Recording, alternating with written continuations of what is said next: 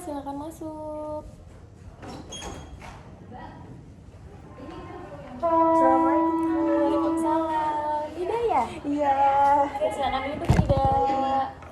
Dari mana? Dari kuliah sih Bu, dari kampus. Oke, apa kabar hari ini? Ya baik, tapi kayak kurang baik. Oke, karena hari ini ada sesi konseling yang sudah kita sepakati, jadi nanti Nida bisa ceritakan apa saja yang Nida rasakan akhir-akhir ini.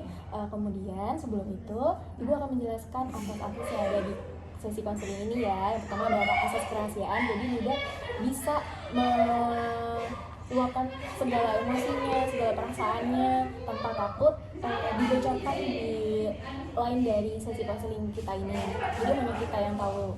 Kemudian ada asas keterbukaan, Nida nanti terbuka selama sesi konseling apa saja yang Nida rasakan. Kemudian ada asas kesukarelaan, Nida kesini dengan sukarela tanpa ada paksaan dari siapapun ya. Sukarela.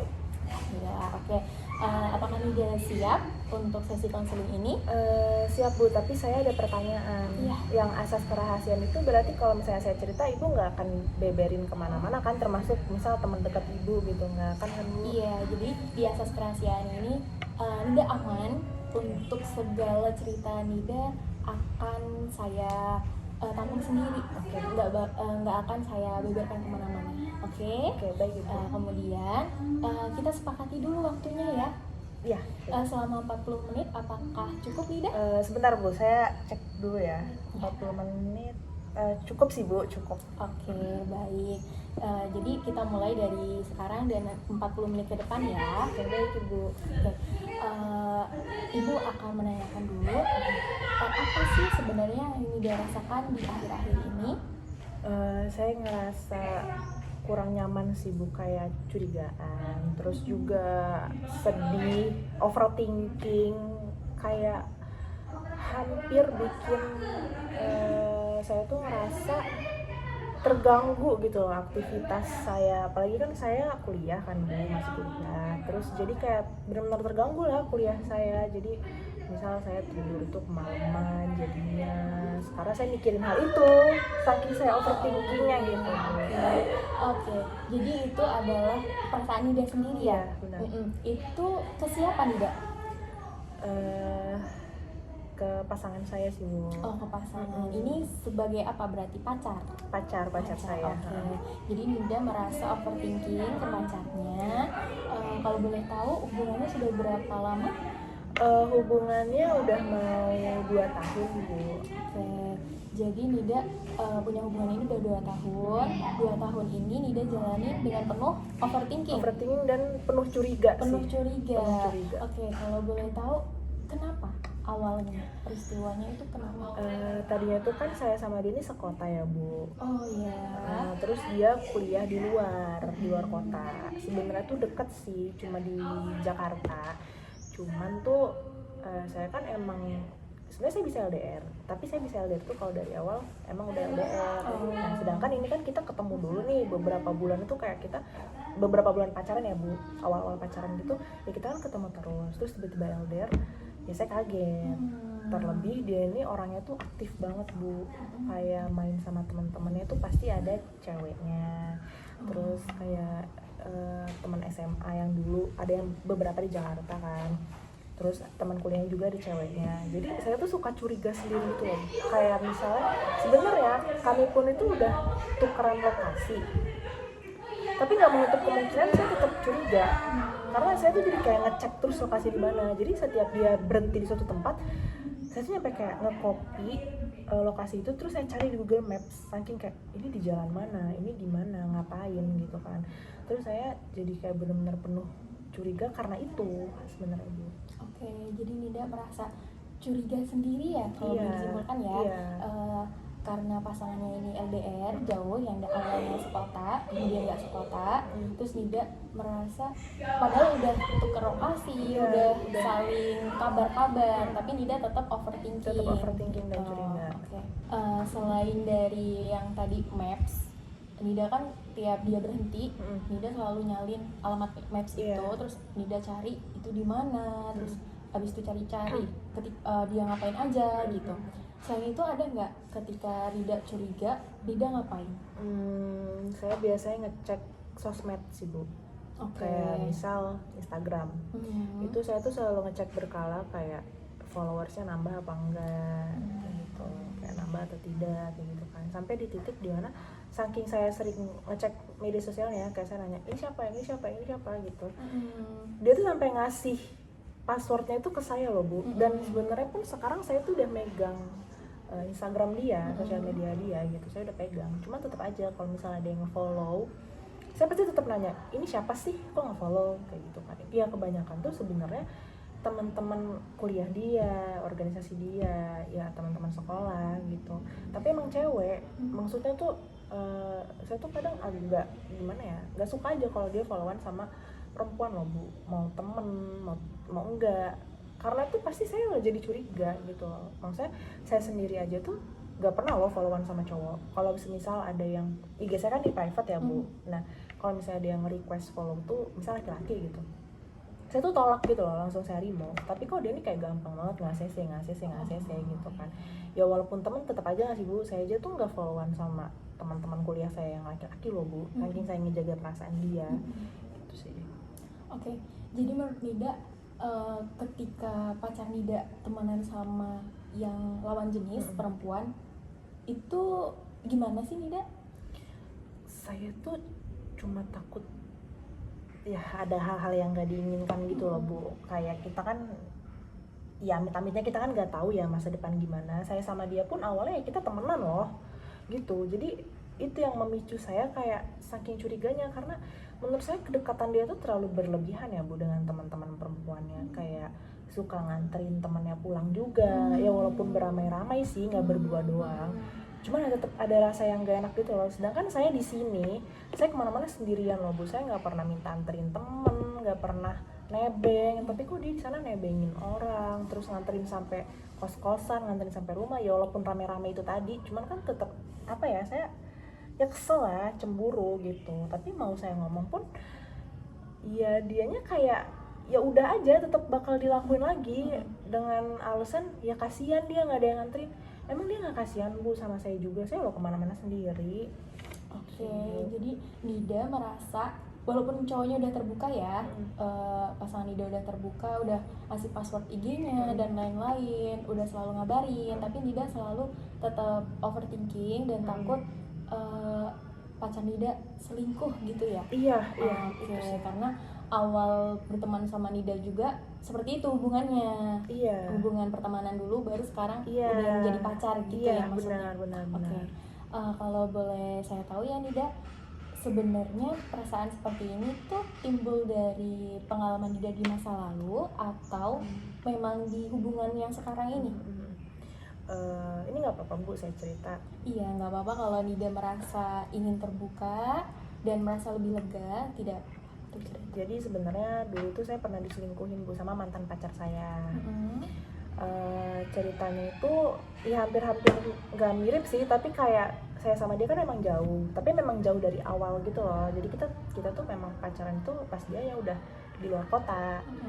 Terus kami tuh juga tukeran sosial media kok Bu, kayak bener-bener saya nggak pernah naruh curiga, terus saya bener-bener percaya. Bahkan saya tuh nggak kayak sekarang loh. Dulu tuh saya terbilangnya cuek ya, kayak saya bodo amat gitu. Nggak bodo amat juga sih, maksudnya kalau misalnya dia udah ngabarin ya udah, nggak nyari-nyari, nggak apa. Kita bahkan nggak tukeran lokasi juga. Nah terus kita sempat putus gara-gara kayak ada konflik besar gitu Bu.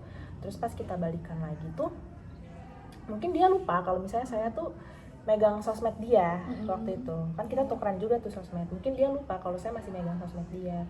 Dia tiba-tiba chatan sama temen sekolah dia waktu itu. Kan dia emang udah sekolahnya udah di luar kota kan. Terus udah kayak gitu, saya diem aja kan awalnya. Saya lihat dulu nih chatannya kenapa nih gitu kan gitu. Terus abis itu dia chat-chatan kayak gitu tuh kayak lama-lama itu kok setiap hari. Saya mau nanya juga, saya tetap tahan dulu kan, kayak saya harus ngumpulin bukti dong Bu. Terus saya iseng tuh nanya, kamu kenal nggak sama ini siapa sih? Oh iya itu teman sekolah aku. Kenapa? Oh kamu temenan deket sama dia? Enggak, biasa aja. Dia ngomongnya enggak, biasa aja, padahal setiap hari dia tuh yang kayak nanya, lagi di mana, mau pulang bareng nggak, mau makan bareng nggak gitu. Mungkin awalnya saya mikir, oh mungkin emang teman kayak gini kali ya. Terus lama-lama tuh kayak ada chat-chatan yang kayak, makasih ya buat hari ini, seru banget deh. Terus kayak ada emot-emot love kayak gitu loh Bu. Sampai akhirnya ada di titik dimana mereka tuh malam-malam Bu kayak ngajak, jadi nggak ke tempat yang kayak kemarin. Kan tempat kemarin apa loh Bu, ya kan itu malam-malam loh Bu, malam-malam loh. Kan saya kaget kan ngeliatnya. Terus kayak jadi dong aku jemput kamu ya, dan yang cantik. Itu kayak oh ini udah bukan lagi temenan sih. Terus habis dari situ baru saya ngomong ke dia, aku tuh masih di Instagram kamu loh gitu kan, kamu chatannya sama dia gini, kenapa? Terus dia tuh masih mengelak gitu kayak, oh enggak, tapi Bu itu DM udah dihapus dan dia kayak tiba-tiba nge-remove cewek itu. Aku makin curiga kan, ngapain kamu hapus DM-nya, aku udah punya semua loh bukti-buktinya gitu kan. Kita jadi bertengkar dan kita putus. Nah dari situ tuh saya selalu naruh curiga ke pasangan saya sekarang, karena kayak ya saya takut amit-amitnya hal itu terjadi lagi loh Bu, karena benar saya udah nggak percaya lagi yang namanya LDR. Oke. Jadi Nida merasa trauma di hubungan yang dilalunya ya, hubungan yang sebelumnya. Terus Nida di hubungan yang baru sekarang ini 2 tahun udah dijalanin, tapi Nida masih dengan trauma-trauma dari hubungan sebelumnya gitu. Oke. Menurut Nida, dengan Nida penuh curiga, terus ngecek sosial media, terus habis itu dari tukeran lokasi itu tadi, Nida merasa aman dan tenang nggak di hubungan itu? Kalau boleh jujur sih sebenarnya enggak ya Bu, karena kan saya udah tukeran sosmed, itu bikin saya nggak tenang juga kan. Kayak saya selalu nyari gitu kan. Terus kalau dia pergi keluar, saya langsung ngecek lokasi. Itu kan bikin itu aktivitasnya terganggu, malam saya jadi nggak tenang.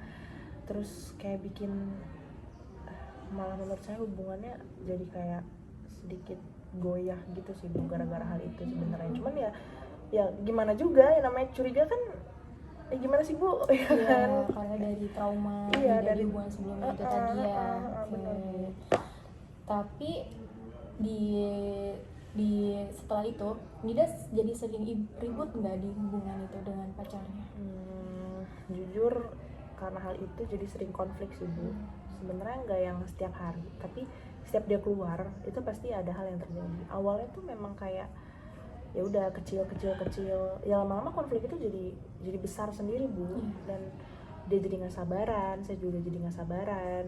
Terus saya selalu minta dia untuk ngejelasin suatu hal, sedangkan dia kuliah kan capek kan Bu, apalagi dia ngambilnya kelas malam, itu kan capek banget. Cuman justru hal itu yang bikin saya makin gak bisa tidur, karena kalau misalnya dia pulang malam, ya teman-teman ada yang nebeng dianterin Bu malam-malam. Itu kan sama kayak trauma saya yang dulu loh Bu, malam-malam keluar ngapain gitu. Oke. Jadi Nida menyimpulkan dengan Nida curiga, overthinking terus tiap hari dan megang sosmed dan lain-lainnya. Jadi dengan rasa curiga Nida dan overthinking Nida, tapi pacarnya dengan keterbukaannya, Nida tetap merasa nggak tenang ya di hubungan ini. Iya, tetap nggak tenang. Mau dia terbuka pun kayak susah gitu loh Bu, untuk saya tenang gitu. Nah justru itu yang bikin saya ngerasa kayaknya saya harus cerita dan minta bantuan orang lain, karena benar-benar mau dia jujur, mau dia seterbuka apapun, itu tetap ada rasanya kayak enggak dia bohong, pasti ada rasa kayak gitu Bu. Jadi berantem. Jadi walaupun dia jujur pun tetap ada konflik, tetap saya nggak percaya. Saya selalu kayak, bohong kan, kamu pasti kesini, kamu pasti kesitu gitu, di hal-hal yang dia nggak lakuin. Jadi Nida terus-terusan untuk dihantui dengan perasaan-perasaan negatif itu ya. Benar. Oke Nida, kalau boleh Ibu tahu, tadi kan Nida sudah menceritakan hubungan di masa lalunya Nida, terus membuat Nida di hubungan yang sekarang Nida menjadi protektif ya, posesif juga ya. Oke. Kalau di hubungan yang sekarang ini, ada nggak awalnya pemicu yang membuat Nida mempunyai perasaan yang seperti ini? Kalau dari hubungan saya jelas ada banget ya Bu.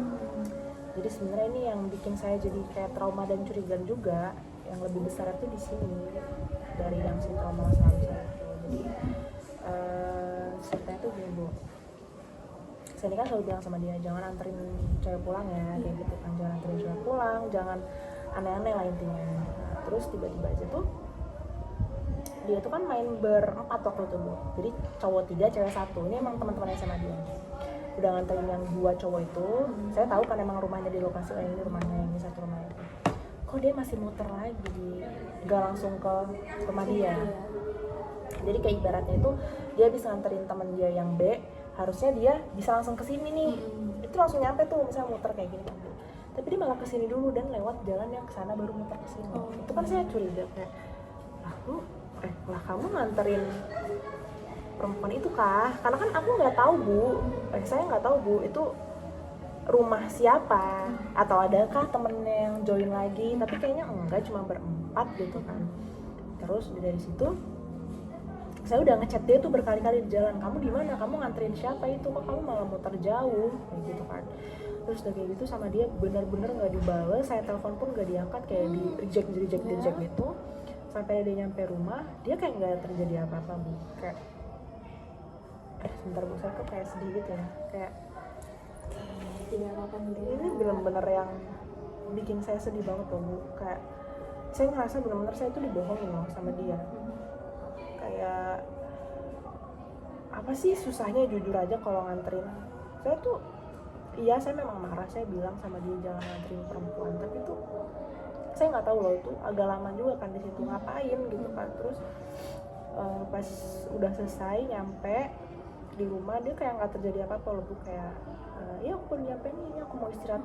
Ngapain loh, maksudnya aku tuh di atas, coba dong dibaca dulu chatnya. Jadi nggak mau validasi perasaan Nida saat itu ya? Iya benar.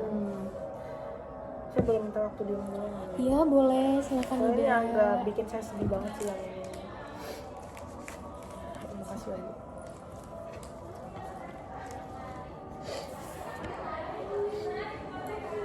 Apa Nida untuk meluapkan perasaannya kan di sini di sesi konseling ini kan memang Nida membutuhkan bantuan orang lain ya untuk perasaan Nida. Terus kayak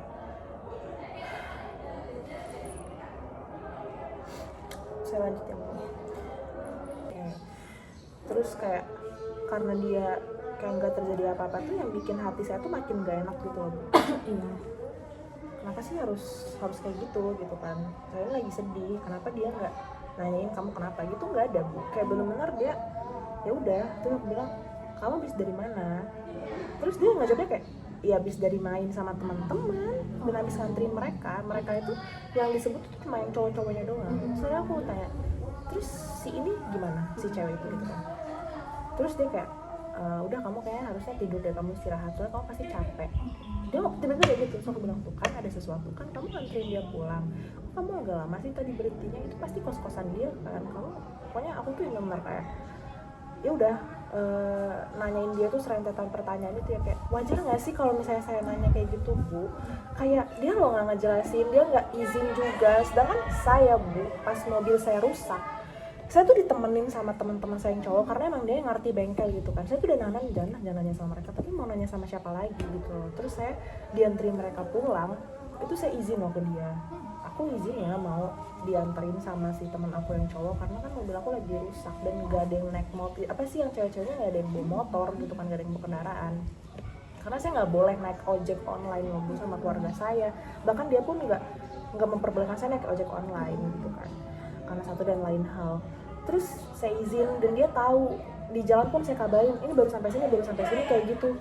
Kayak dia selalu tahu kabar saya dan dari lokasi saya juga. Cuman giliran dia nggak izin sama sekali.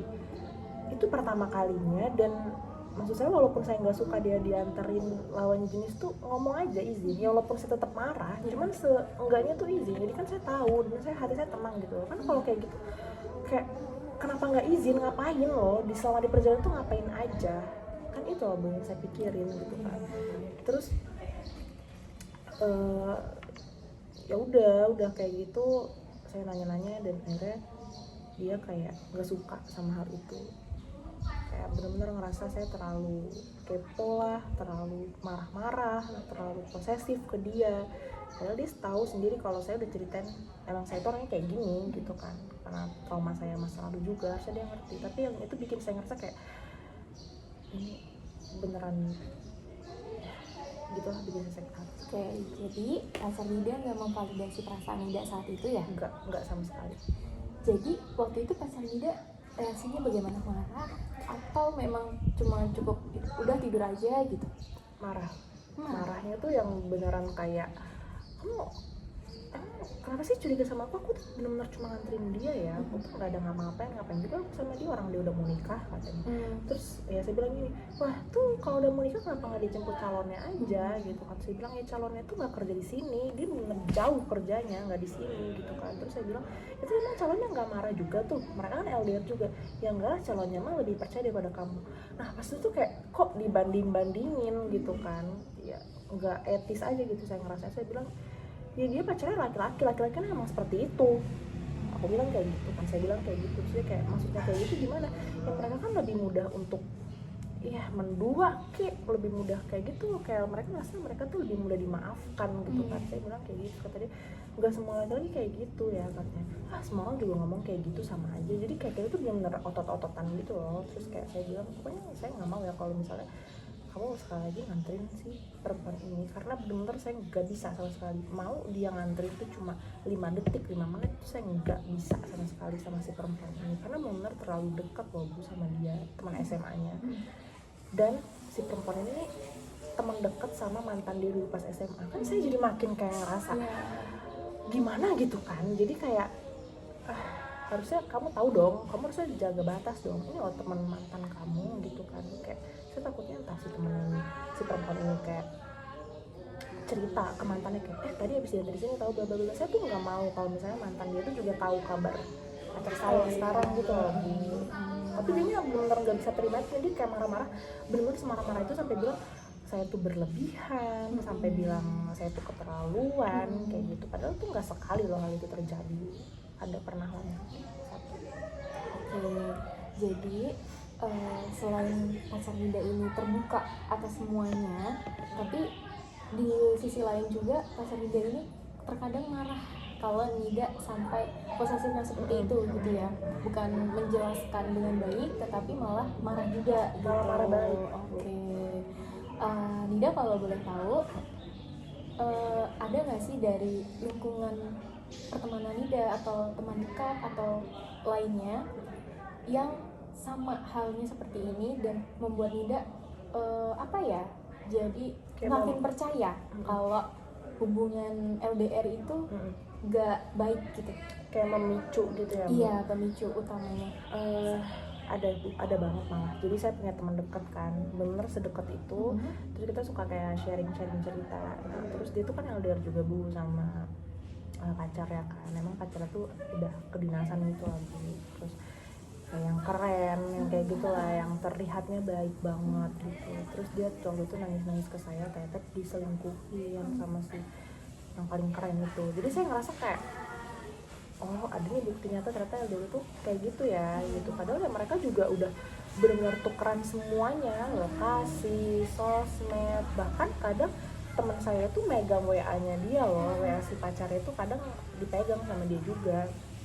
Cuman tetap aja ada celahnya gitu loh Bu. Terus gitu ya. Terus ada lagi teman saya yang lain juga LDR juga nggak berjalan baik karena terlalu sering berantem karena perempuan lain. Si cowok itu suka nganterin ceweknya juga, teman ceweknya juga gitu kan, yang jadi bikin mereka putus. Tapi ujung-ujungnya malah si temennya itu sama perempuan yang dicurigain itu, berarti kan sebelumnya memang udah dekat gitu kan. Terus pokoknya banyak kalau Bu, kayak dari teman-teman terdekat, dari sosial media kayak misal TikTok ya Bu, itu kan banyak banget orang cerita tentang LDR, terus kayak banyak kata-kata yang nakut-nakutin. Ya saya ngerasa dan saya percaya oh ternyata semua cowok tuh kayak gitu, mereka tuh sama aja. Karena menurut saya Bu, kalau misalnya cewek itu kita bisa nahan loh ya kan, tapi kalau misalnya cowok tuh ya nggak bisa, mereka tuh pasti bakal kayak gitu. Dan saya percaya oh semua cowok tuh sama aja, mau dia sebaik apapun tuh pasti kayak gitu. Kayak pacar saya nih Bu, dia terbuka memang terbuka, dia baik memang baik, nggak kasar, nggak ya nggak kayak gitulah, tapi ya pasti ada kan sisi dia yang jahatnya gitu. Dan saya percaya pasti dia sama aja sama kayak cowok lain kayak gitu loh. Jadi ya udah, tapi saya sedih aja sih Bu kalau memang itu amit-amit kejadian, jangan sampai deh, tapi tetap aja sedih gitu kan, kayak gitu Bu. Jadi Ibu simpulkan ya, jadi pemicu dari perasaannya Nida yang seperti ini itu karena timbul dari hubungan masa lalu Kemudian yang kedua, ada pemicu di hubungan ini dari pacar Nida karena tidak jujur, kemudian malah marah balik dan tidak memvalidasi perasaan Nida. Kemudian yang ketiga dari lingkungannya Nida, terutama teman dekat yang menceritakan hal yang serupa begitu. Oke. Karena Nida di sini membutuhkan peran orang lain untuk membantu Nida keluar dari perasaan negatif tersebut. Jadi apa yang Nida harapkan setelah berjalannya sesi konseling ini?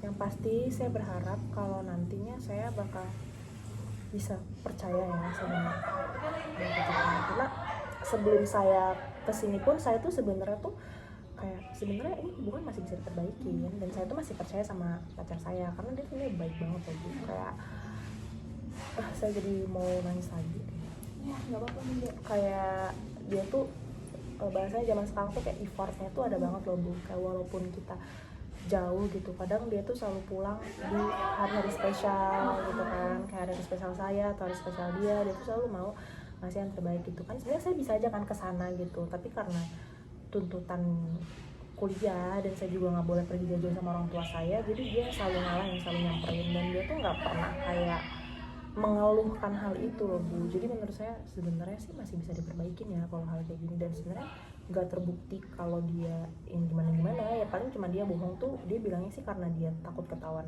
takut saya marah gitu kan. Sama pas tuh dia pernah makan bareng sama temen dia yang itu, yang satu itu, yang cewek itu yang katanya udah mau nikah, itu makan bareng. Dia memang izin, dia memang ngomong, tapi saya tetap marah. Cuman dia walaupun marah balik, ujung-ujungnya ya dia minta maaf sih Bu. Walaupun pada saat saya curiga-curiga dan saya marah-marah itu dia marah balik juga gitu kan, karena ngerasa saya terlalu berlebihan, ngerasa saya itu terlalu lebay, kayak gak percaya sama dia gitu. Tapi walaupun kayak gitu dia tetap minta maaf loh Bu.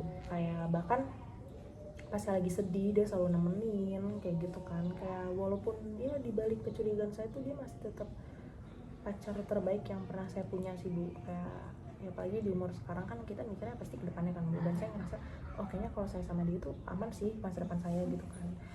Itu sih, jadi saya tuh benar-benar pengen dia berubah jadi kayak lebih, saya dia udah terbuka, cuman saya pengennya yang kayak ya udah jujur aja gitu. Tapi di antara itu semua kan harus dari saya dulu nggak sih Bu, dan saya tuh pengen banget saya tuh lebih percaya sama dia, apalagi dia udah terbuka, misalnya dia udah berusaha terbuka gitu kan. Terus saya pengen gak curiga-curigaan lagi, saya pengen gak overthinking lagi, saya benar-benar pengen 100% naruh kepercayaan lah ke dia, karena terbukti ya emang gak terjadi apa-apa gitu kan. Terus ya saya pengen biar hubungan ini berjalan dengan baik gitu, jadi kita bisa lebih nyaman dalam hubungan dan aktivitas saya juga gak terganggu, karena jujur hal ini bikin aktivitas saya terganggu banget. Jadi yang saya inginkan itu sih, memperbaiki. Jadi Nida ingin keluar dari perasaan negatifnya Nida ya, pikiran negatifnya Nida, nggak overthinking, nggak curigaan. Jadi Nida menaruh kepercayaan kepada pasangannya gitu. Oke. Sekarang kita fokus ke pikiran Nida yang tadi Nida bilang semua lelaki itu sama aja, semua lelaki itu mudah untuk selingkuh, dan semua lelaki ketika dia marah berarti dia menyembunyikan sesuatu. Kita akan buktikan apakah pikiran itu realistis terjadi, benar, atau hanya pikiran Nida yang membuat Nida semakin capek gitu. Baik Bu, ya sebenarnya saya juga capek sih kalau kayak gini, kayak itu yang saya bilang tadi karena ngeganggu kan. Nah, oke, nanti kita lihat apakah pikiran itu benar adanya atau memang hanya pikiran Nida yang timbul dari kejadian-kejadian sebelumnya ya. Baik. Oke Nida, untuk menggali perasaan negatif Nida menjadi positif, Ibu mau tanya dulu, Nida udah pernah dengar belum RIBT itu apa? RIBT? Iya. Belum sih Bu. Oke, jadi untuk mengubah pikiran Nida dari pikiran irasional menjadi rasional, kita akan menggunakan teknik RIBT, Rational Emotive Behavior Therapy. Oke. Jadi RIBT itu ada konsep A, B, dan C. Ya. A itu activity event atau peristiwa kejadiannya. Jadi seperti contohnya tadi ketika pacar Nida mengantar teman perempuannya. Oke. Nah yang B itu belief atau keyakinan dan pikirannya. Jadi kayak Nida tadi merasa dia nganterin, dia pasti selingkuh gitu. Dia dekat sama teman perempuan yang ini nanti pasti selingkuh atau ada apa-apa, nggak setia gitu. Nah yang C itu atau konsekuensi dari pikiran Nida. Jadi Nida tadi merasa curiga, cemas, kemudian overthinking gitu kan. Jadi Nida nggak merasa tenang di aktivitas Nida gitu. Padahal hal seperti itu kan menguras pikiran ya. Iya, benar. Nida jadi merasa capek gitu. Jadi pikiran-pikiran Nida yang seperti tadi itu tuh bukan dari kejadiannya, tapi dari keyakinan Nida. Dari keyakinan Nida bahwa kalau dia seperti ini dia pasti selingkuh. Kalau dia punya teman perempuan dia pasti nanti selingkuh. Begitu. Gitu. Oke. Ya benar sih Bu. Jadi itu tuh sebenarnya datangnya cuma dari pikiran saya aja ya Bu, bukan bukti nyata gitu ya. Benar. Kalau kita menggunakan konsep ABC yang seperti ini tadi, kalau kita gali lagi itu memang bukan salah dari kejadiannya Nida, tapi dari keyakinan pikiran Nida yang selalu negatif gitu. Kalau kita gali lagi seperti yang Nida ceritakan tadi, kalau pacar Nida itu baik, terus terbuka, dia rela ngasih password sosial medianya. Nggak semua lelaki seperti itu ya kalau kita kilas balik gitu. Benar sih. Iya. Terus meluangkan waktu untuk Nida di hari-hari pentingnya dari luar kota ya kan. Iya. Kalau kita breakdown lagi, apakah setiap lelaki yang punya teman perempuan apakah akan selingkuh Nida? Enggak juga sih, soalnya saya punya teman di kampus, dia punya pacar cowok, ramah ke teman-teman cewek, punya teman cewek juga setia kok. Oke. Selanjutnya, kalau dia ramah dengan perempuan lain, apakah itu menandakan dia tidak setia? Enggak sih Bu. Oke. Enggak semua laki-laki gitu sih. Jadi benar ya tadi ya. Jadi itu hanya pikiran negatifnya Nida aja, bukan dari kejadiannya gitu. Lagi ya, kita breakdown lagi. Ada nggak bukti nyata kalau pacar Nida ini memang beneran selingkuh? Nggak ada sih Bu. Nggak ada ya. Oke, jadi pikiran Nida yang perlu kita ubah untuk lebih rasional lagi. Oke Bu. Oke ya. Jadi kayak mungkin berpikirnya bisa diubah. Saya mungkin memang takut kehilangan, tapi belum ada bukti yang menyatakan benar dia selingkuh atau tidak setia. Oh, jadi saya harus mikir, saya emang takut ya. Benar sih Bu, lebih masuk akal sih. Iya. Jadi Nida memang dari trauma masa lalunya, kemudian cerita dari teman-teman, kemudian juga ada pemicu di hubungan ini. Terus Nida itu sebenarnya memang takut kehilangan pacar Nida gitu, karena Nida tadi bilang juga kalau pacar Nida ini emang baik dan lain-lain gitu kan. Nah kalau kita boleh rasionalkan lagi, memang Nida takut kehilangan, tetapi Nida nggak ada bukti kalau memang dia menyatakan selingkuh gitu. Jadi itu hanya perasaan takut kehilangannya aja. Oke, baik Bu, masuk akal sih. Dan iya benar-benar bisa saya terima sih pikiran kayak gitu. Ternyata kayak emang itu cuma datang dari pikiran saya aja ya Bu ternyata. Iya. Karena nggak ada buktinya. Setelah Nida menceritakan semuanya itu tadi ya, kalau pikirannya kita ubah jadi rasional, Nida sudah paham ya? Sudah paham Bu. Oke. Terus langkah selanjutnya, setiap Nida merasa curiga ke pacar Nida boleh untuk memvalidasi perasaan Nida, tapi dengan perasaan yang lebih positif gitu. Jadi coba untuk benar nggak sih seperti ini gitu. Terus Nida bisa buat komunikasiin perasaan Nida tapi ya, jadi kayak nggak langsung curiga gitu. Jadi Nida kumpulin dulu gimana cara rasionalnya Nida tadi yang sudah kita bahas sebelumnya. Terus Nida itu coba untuk perasaan positifnya, gak curiga tapi kayak mungkin lebih berpikir rasional lagi gitu. Jadi Nida bisa untuk mengontrol perasaannya untuk lebih positif lagi. Oke, bisa sih Bu, kayak biar saya nggak langsung emosi kan ya ke dianya. Boleh.